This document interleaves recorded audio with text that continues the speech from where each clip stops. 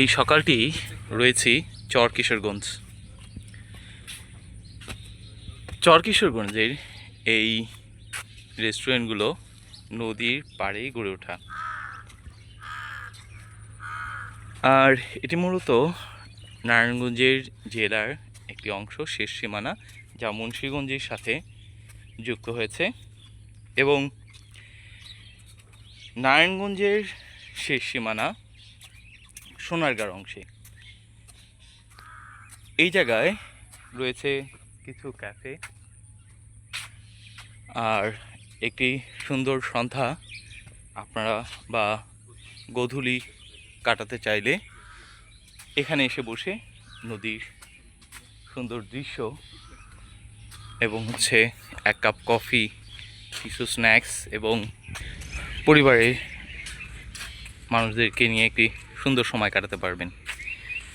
চর কিশোরগঞ্জের ফেরিঘাট আর সোনারগাঁ জেলার আওতাধীন এই নারায়ণগঞ্জের সীমানাটি মূলত আপনাকে আসতে হবে মুন্সিগঞ্জ হয়ে।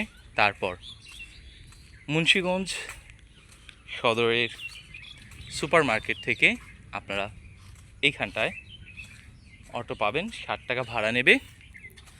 আর ছোট্ট একটি বিনোদন পার্ক, হইচই বিনোদন পার্ক এখানে রয়েছে।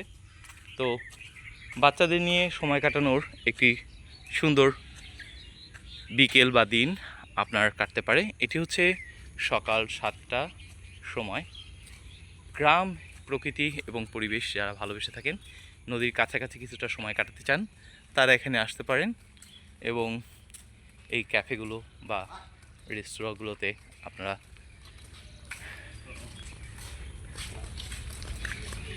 এসে কিছুটা সময় কাটিয়ে গেলে একদমই মন্দ হবে না।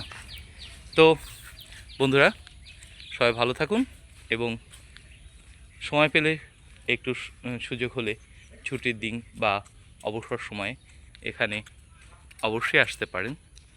দেখতেই পাচ্ছেন সানরাইজ ভিউ বা রেস্টুরেন্টগুলো, দি ব্লু স্কাই ক্যাফে, এই ধরনের অনেক নামের রেস্টুরেন্ট এখানে রয়েছে। তো গ্রামীণ জীবন এবং সেই সাথে নদীর অপরূপ দৃশ্য আপনারা অবলম্বন করতে চাইলে অবশ্যই চর কিশোরগঞ্জে আসতে পারেন। তো সকালের এই